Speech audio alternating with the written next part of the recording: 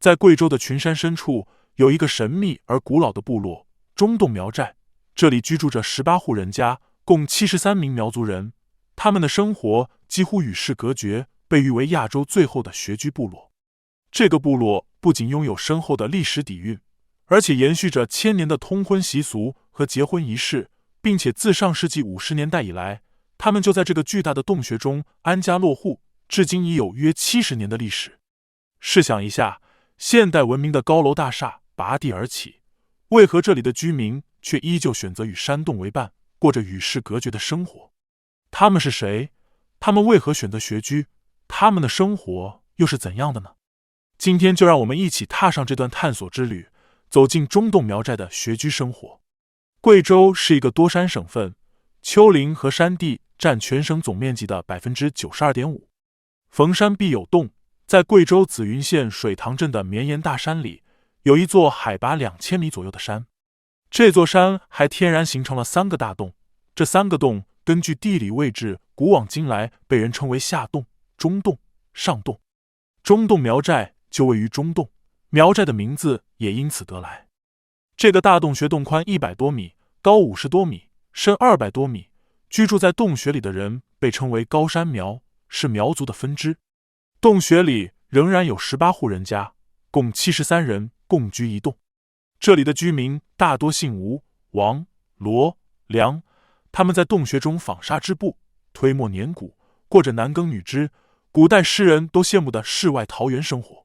很多人可能会好奇，他们为什么会在这个巨大的洞穴中居住呢？据住在山洞中的老人介绍，这个部落最初是为了躲避战乱和土匪的侵扰，他们的祖先一行人从原来的家园颠沛流离，拖家带口来到了紫云县。那时的紫云县还是个人迹罕至的深山老林，但这对于祖先一行人来说正是躲避的好地方。后来他们又发现了这个天然洞穴，之后中洞苗寨人民的祖先就怀着强大的求生欲，在这种恶劣的环境中开始生活。虽然后来太平了，当地政府曾劝洞中居民搬出去，但他们还是觉得洞中生活好，冬暖夏凉。洞里的媳妇多是从洞外按照周代6礼从外村接来的，也有洞内相互通婚的。洞中人过世时，有鬼师唱着苗族古歌，送他东去回家。世世代代的中洞苗家人再次繁衍生息，过着外人很难理解的清贫却满足的生活。在20世纪50年代，吴、王、罗、梁4个姓氏的18户村民带着他们的传统和技艺，从他们祖辈居住了100年的下洞搬迁到了更为宽敞、安全的中洞，并在那里居住了70年。中洞苗寨的居民们在这天然岩溶洞中建立了自己的家园。他们的生活简单朴素，自给自足，以种植作物和养殖家禽为主要的生活来源。除了每周去15公里外的集市购买一些油、盐等生活必需品外，其余时间都在家种田、放牛或养猪。尽管生活条件艰苦，但他们知足常乐，享受着冬暖夏凉的自然恩赐。清晨，当第一缕阳光透过洞穴的入口，照亮了这个天然的居室，中洞苗寨的一天便开始了。居民们从各自的家中走出，呼吸着清新的空气，开始了新一天的劳作。男人们会拿起农具，走出洞穴，到附近的田间地头开始耕作。他们种植玉米、红薯等作物，这些作物不仅是他们的食物来源，也是他们生活的一部分。当然，在农闲的时候，他们也有自己独特的社交活动。他们会围着篝火，喝着自酿的土酒，疏解这一天的疲劳。这种土酒是苗族文化中不可或缺的一部分，它体现了苗族人对传统酿酒工艺的传承。苗族妇女们则聚在一起，要么谈论生活琐事，要么在家中勤奋的忙碌。他们用灵巧的双手将一缕缕纱线在织布机上穿梭，制作质地坚实、图案独特的苗族布料。这些布艺制品不仅用于日常的穿戴，更是节日盛装不可或缺的重要材料。尤其是中洞苗寨的服饰，它们不仅仅是日常穿着，更是一种文化传承。他们的服饰上常常装饰有几何纹、动物纹、植物纹等纹样，这些纹样富有幻想，寓意深刻，被专家学者誉为穿在身上的史诗。尤其是苗族的刺绣，更是用丰富的针法和色彩打造出独特的艺术效果。他们十分重视孩子们的教育问题，修建了简陋的学校，让孩子们入学，因而洞穴中回荡着朗朗的读书声，为这个古老地域增添了生机与活力。除了简陋的教室，他们还搭建了篮球架，方便孩子们在学习之余也能尽情游戏。午后，洞穴中的阳光斜穿过小孔，为这片幽深的家园带来了一丝温暖。洞穴里的居民们纷纷从自己的家中走出，来到了洞穴中央的开阔地带。这里是他们社交的场所，也是分享生活点滴的乐园。他们围坐在一起，或在用石头和木材搭建的简易桌椅旁，或干脆席地而坐。他们带来了自家制作的食物，有的是用新鲜玉米磨成的糊，搭配着洞穴附近采摘的野生蔬菜；有的是自家饲养的鸡下的蛋，简单煮熟后作为午后的小食；还有的是用洞穴内的清泉煮制的热茶，散发着淡淡的香气。居民们分享食物的同时，也在分享各自的生活琐事。他们谈论的主题有农田的收成、家禽的养殖、孩子们的成长，甚至包括外面的世界。这些琐事在他们口中变得生动有趣，充满了人情味。在交谈中，愉快的笑声不时响起，这是对生活的最真实的反应。孩子们在大人们周围嬉戏玩耍，他们的笑声在洞穴中回荡。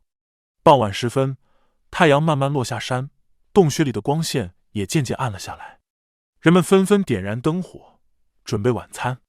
炉膛燃着的柴火发出噼啪的声音，火光在他们的脸上跳动，驱散了洞穴内的寒冷。炖煮的食物散发出浓郁的香气，与燃烧木材的烟气交织在一起，形成了一种独特的生活气息。在洞穴的一些角落，几位年长的居民围坐在火堆旁，旁边是围坐着的小孩，听他们讲述苗族祖先的故事。随着母亲的呼唤声，他们又一窝蜂地离开了。晚餐后的时间还很充裕，在洞穴的中心地带，一些居民选择围在篝火边，共同分享他们的故事和经历。篝火的光芒照亮了四周，投射在每个人脸上的火光也随之舞动，营造出一种亲切而热烈的氛围。年轻人们交换着日常生活中的趣事，笑声和谈话声在洞穴内回荡，使得整个洞穴充满了欢乐。而长者们则分享着他们的人生智慧和生活经验，他们的话语中充满了对传统的尊重和对未来的期望。那时的洞穴还没有现在的顶，只要抬起头就能看见满天的星星。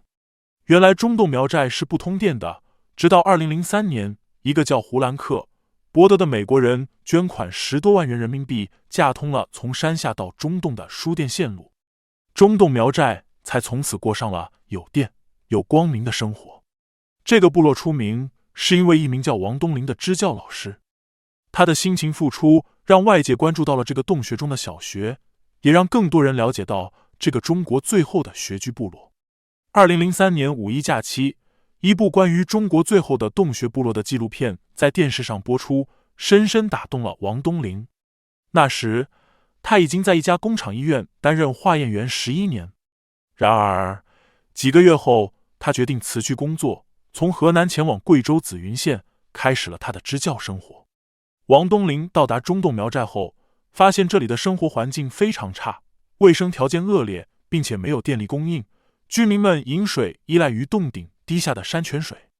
他回忆说，他们做菜大多是水煮的，汤里再加点油，再做个盐水蘸碟。平时吃的最多的是白菜，而且由于生活贫困，村里甚至没有一个胖子。为了更快地融入苗寨，王东林选择了一种独特的方式，住在王凤庄家的厨房，并自学苗语。在课余时间，他积极参与村民们的日常活动，如放牛、割猪草等，逐渐赢得了他们的信任。至今，仍有苗寨村民与他保持着联系。随着会说普通话的教师来到村子，越来越多的人了解到中洞小学，包括附近的石板寨、竹林寨和隔壁县的学生也纷纷前来。一年时间里，学生数量从40多人增加到70多人。2004年暑假，王东林带领学生前往紫云县城，但返回途中发生交通事故，他本人受重伤，支教生涯暂时中断。2005年，王东林恢复健康后回到中洞苗寨，发现村子已经通电，有了洗衣机和电饭煲。同年12月，他被评为感动中原10大人物之一，但未发表获奖感言，也不接受采访。2007年，王东林在中洞苗寨支教2年后，决定前往其他地方继续支教事业。在他离开的12年里，中洞苗寨发生了变化，村民团结一致，修通了公路到洞穴的2公里长的羊肠小道，铺上了石梯，吸引了游客。有经济头脑的村民开始做起了游客生意。45岁的王启国和罗媚耀就是最早做生意的。王启国虽然只有小学1年级的文化，但15岁就外出打工。他们把自家的房子改造成了餐饮住宿一体的民宿。生意好的时候，他们还搞旅游接待，养牛，卖蜂蜜，一年的收入可以达到4万多。王启国将一部分收入用于供儿女上学，剩余的继续投放到民宿上。2019年，游客单人住宿每晚的费用约为30元，一个单间住宿每晚的费用约为100元。吃饭也还算实惠，一整只土鸡，一盘腊肉炒野菜，加上一大碗小青菜鸡蛋汤，一顿饭总共200元，够5-6个人吃。洞里的空地上摆放着简易的木雕和土制拐杖，村民们每天都会认真细致地擦拭这些拐杖，一只拐杖能卖到15元。村民在山上捡回来各种形态的石头，清洗干净后贩卖。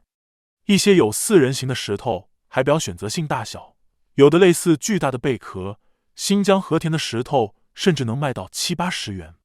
这些石头的卖相好，花纹漂亮，大型漂亮的石头可以卖到几千元，一般的小石头只能卖10多元。如今他们的生活比以前好了很多倍。以前炒菜都没有肉，只有白菜，现在有各种炒菜，吃油也敢大勺大勺的放了。王东林笑着说，现在都有人长胖了。然而，与这些变化同样引人注目的是中洞苗寨本身那令人叹为观止的自然风光。它以一种原始而未经雕琢的美，吸引着每一位踏上这段旅程的游客。从中洞苗寨到紫云县城，虽然路程仅有30多公里，但徒步爬山却要走上1个多小时。现在已经有了公路通达，但是想要抵达寨子，仍然还是一段非常疲惫的旅程。然而，每一步在陡峭的山路中行走的艰辛，都会被沿途的美景所补偿。在穿过的穿洞峡谷中，危险与美丽并存，油菜花和桃花在风中摇曳，陡峭的山壁与深谷相伴，让人在挑战中感受到自然的壮丽。在山脚下，不到1个小时的攀爬便能抵达下洞，这里春夏之交，风景尤为迷人。清澈的河流，郁郁葱葱的树木，还有那点缀着白色或粉色花朵的枝头，让人心旷神怡。下洞本身是一座宏伟的天生桥，是自然力量造就的奇迹。游客在这里可以稍作休息，沐浴在自然的凉风中。往上走，中洞苗寨的小路越发险峻，石块大小各异，形成自然台阶。山羊不时经过，叫声为旅行增添活力。山坡玉米地如春笋般，居民在此耕种。这个洞最神奇的一点就是，你站在洞口能听到各种声音，读书声、谈话声、家禽声以及日常生活的碰撞声。但当你走进洞内时，这种声音的回声会被一种神秘的力量吸收，所有的声音都变得清晰而不刺耳。这种独特的声学效果，据说与洞顶密布的溶石漩涡有关。这些由水滴落下，对石灰岩进行侵蚀而形成的漩涡自然奇观，是大自然在漫长地质年代中创造的杰作。这些漩涡结构具有吸收声波的特性，与平滑洞壁反射声波产生回声不同，它们让声波在充满孔洞的石灰岩层中逐渐减弱，从而在洞内创造了一个没有回音、声音清晰传播的环境。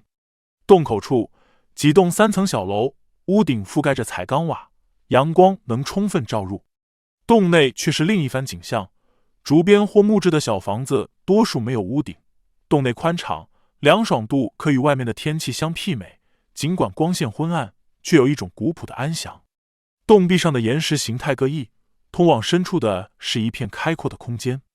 这个洞宽115米，深215米，高50多米，是村民们生活的舞台。房前摆放着玉米棒和小米，角落里堆放着木柴和竹筐，这些都是他们日常生活的写照。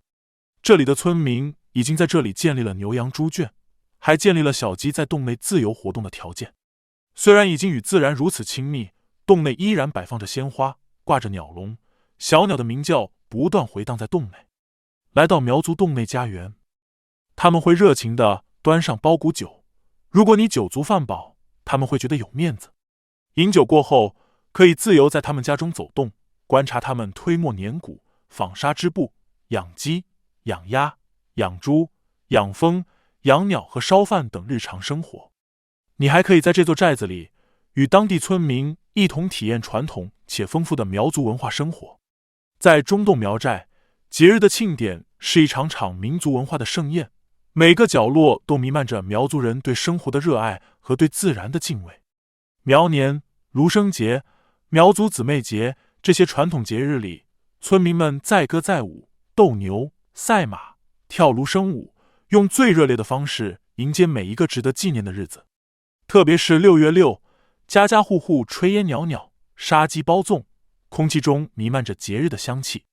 4月8更是不容错过的狂欢，迎宾舞、拦路酒、挂鸡蛋，每一项活动都是对苗族风情的深情展示。而在这样的节日里，苗族的歌舞不仅仅是一种表演，它是情感的传递，是故事的诉说，是村民们对传统的尊重和喜悦的表达。爱情在这片土地上简单而纯粹，不问出身，不计财富，只随着山歌的旋律，寻找那份情投意合的心动。而婚礼是全村的盛事，延续了周朝的婚礼制度，至今已有数千年的历史。周朝的婚礼制度包括纳采、问名、纳吉、纳征、请期、亲迎6个环节，每一个环节都是对未来承诺的肯定。当新郎在轻盈的礼炮声中迎接新娘，整个村庄都沉浸在幸福和祝福之中。中洞苗寨的婚礼仪式中，新娘的亲戚们会排着队拦门，想要进门就得喝拦门酒，还要对歌对得过才能进去。这种仪式充满了传统和喜庆，与现代婚礼相比，别有一番风味。此外，中洞苗寨还有着通婚的习俗，这是地理环境和历史背景共同作用下的自然现象。这个习俗不仅维系了村子的稳定，也成为了中洞苗寨文化的一部分。然而，随着时间的流逝，社会的变迁，中洞苗寨也在悄然发生着变化。教育的普及，基础设施的改善，让这个古老的部落开始与外界有了更多的交流。尽管如此，中洞苗寨的村民们依然坚守着自己的文化和传统，他们用自己的方式来适应变化，用开放的心态去接纳新事物，同时也用自己的方式让这份独特的文化得以传承。他们在苗年、跳乡会等充满民族色彩的节日庆典中加强了文化的交融。这些庆典不仅是对民族历史的传扬，更是对民族认同感的增强。他们如同一股凝聚力，将村民们的心紧紧相连。地方政府和社会各界也伸出了援手，他们投资建设了观光索道缆车，开发了苗族文化表演、手工艺品制作体验等丰富多彩的旅游项目。这些举措不仅为游客提供了深入了解苗族文化的机会，更为当地经济的发展注入了新的活力。中洞苗寨的村民们虽然生活条件得到了一定程度的改善，但他们迈向富裕的道路依然充满挑战。疫情的阴霾下，游客的足迹变得稀少，民宿的生意也时好时坏。然而，在政府的支持下，洞内的基本生活问题已得到解决，同时洞外的基础设施如4G 网络的建设也逐渐提升了当地居民的生活质量。在这片古老的土地上，中洞苗寨的山洞不只是村民们遮风避雨的居所，它们承载着历史，承载着记忆，是村民们情感的寄托。政府出于改善他们生活的美好愿景，于山脚下兴建了设施齐全的新居，希望他们能享受到更加舒适的生活。然而，大多数村民的心依旧眷恋着那些见证了他们世代生活的洞穴。那些白墙蓝顶的新房子，虽然空间宽敞，生活便利，但对中洞苗寨的居民来说，却似乎缺少了些许温度。一些村民甚至在搬离洞穴后不久就生病了，这让他们更加坚信山洞才是他们的归属。山下新建的房屋，大多数时间里都静默地空置着。村民们说，他们的生活虽然简朴，但却自由自在。他们不识字，也没有在城市中谋生的技能，即使住进了楼房，也难以找到稳定的收入来源。年轻人纷纷离开家乡，去往城市追寻梦想，而他们则选择留在这片熟悉的土地上，享受着山洞里的宁静与悠闲。王启国和他的妻子虽然学会了一些技能，能够找到工作，但随着年龄的增长，他们更感到在洞穴里的自在。在这里，他们可以不花分文地享受新鲜的空气和自家种植的蔬菜，可以自给自足的生活。而一旦搬到城市，生活的成本将大大增加，每一项生活所需都要用金钱去换取。村民们普遍觉得，城市的生活虽然新鲜，但失去了土地的他们，就像失去了根的树，难以适应那种没有耕作的日子。他们对山洞生活的依恋，就像对故乡的深情，即使外界看来条件艰苦，但在他们心中，这里却是最温暖的家。然而，即便村民们再不愿意，2019年年底，他们也被迫全部搬出过去祖祖辈辈生活的洞穴，搬到山下的村庄去。不过，村民们生活方式的改变，并非一朝一夕能完成的。很多人仍然每天辛勤地上山耕作，下山休息。尽管很累，但是他们每天都能爬上山顶去看望他们过去的家，对他们来说，这也是一种安慰。现在洞穴内部已是一片废墟，里面的房屋已经拆除，地上还有未燃尽的火烧痕迹，只留下些零星的废弃设施。山脚下的小路已经被小铁门所封锁，游客们再也无法踏入这座山村，感受那个曾经让人心动的神秘。中洞苗寨与那个古老的穴居部落，也即将成为一段被遗忘的过去，消失在历史的长河中。在中洞苗寨，我们见证了一种与众不同的生活步调和文化韵味。这里的居民们守护着传统，与现代节奏保持着一定的距离。虽然现代社会的便利无处不在，但改变他们根深蒂固的生活方式并非易事。中国广袤的土地上，还有许多像中洞苗寨这样充满文化魅力和独特民族风情的村庄。他们或许隐藏在青山绿水之间，或许静静地躺在雪山脚下，每一个都有自己独特的故事和传统，值得我们去探索和了解。如果你知晓其他这样迷人的村庄，欢迎在评论区留言，分享你的发现。同时，如果你被中洞苗寨的故事所打动，请不要吝啬你的点赞、订阅和转发，与更多的人分享这里的故事。我们下期节目再见。